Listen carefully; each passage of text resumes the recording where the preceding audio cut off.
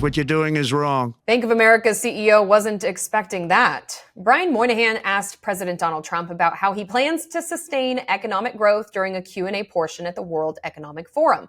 Trump took the opportunity to bring conservatives' claims of debanking to the CEOs of the world's largest banks.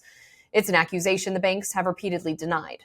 Speaking of you, and you've done a fantastic job, but I hope you start opening your bank to conservatives, because many conservatives complain that the banks are not allowing them to do business within the bank, and that included a place called Bank of America. They don't take conservative business. And I don't know if the regulators mandated that because of Biden or what, but you and Jamie and everybody, I hope you're going to open your banks to conservatives, because what you're doing is wrong. The Jamie in question is, of course, JPMorgan Chase CEO Jamie Dimon. He was not part of the panel. For his part, Moynihan didn't react to Trump's claims, but he did deflect.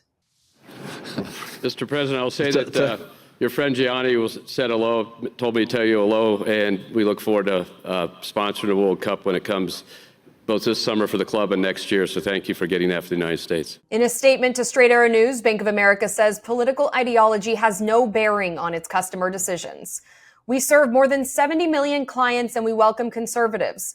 We are required to follow extensive government rules and regulations that sometimes result in decisions to exit client relationships. We never close accounts for political reasons and don't have a political litmus test, B of A told SAN in an email. Conservatives claim big banks have debanked them for years, and the allegations gained widespread attention after billionaire engineer and venture capitalist Mark Andreessen talked about it on the Joe Rogan Experience. This is where the government and the companies get intertwined.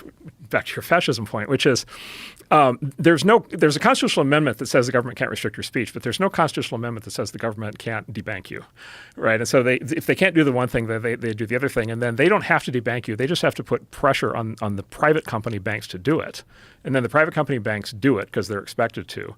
But the government gets to say, we didn't do it. It was the private company that did it. And of course, JPMorgan can decide who they want to have as customers. And so a lot of this started about 15 years ago with this thing called Operation Choke Point, where they decided to, as marijuana started to become legal, as prostitution started to become legal, and then guns, which there's always a fight about. Under the Obama administration, they started to debank legal marijuana businesses, escort businesses, and then gun shops, just like your gun manufacturers, and just like you're done, you're out of the banking system. And that got Dimon's attention. He talked about how he reacted to that interview during an episode of Chase's The Unshakables podcast earlier this week. I called Mark Andreessen after that. He's a friend of mine. I wanted to explain to him, we have not debanked anyone because of political or religious relationships, period. Now, when we debank someone, they often blame that reason, but that's not a reason. We don't bank marijuana companies because there's no federal law around it. We simply can't follow the law. If there was a federal law, we probably would. And we do bank some crypto companies, and very carefully. We are responsible under the law to fight sex trafficking, money laundering, tax avoidance. It's the Bank Secrecy Act, right? Bank Secrecy Act, and we have to follow that. Like we said, the claims have been around for years. Some in the banking industry say Trump's attention to the issue may lead to regulatory changes. Republicans have accused big banks of debanking gun makers and fossil fuel companies. And here's some background on where that comes from. Back in 2018, Bank of America did institute a rule to stop lending money to gun manufacturers that make, quote, military-style weapons. In December 2023, that rule was clarified to say these clients and transactions must go through an enhanced due diligence process and be escalated to the senior-most risk review body. Citigroup also instituted a policy in 2018 that required its business customers to stop selling firearms to people who hadn't passed background checks or are younger than 21.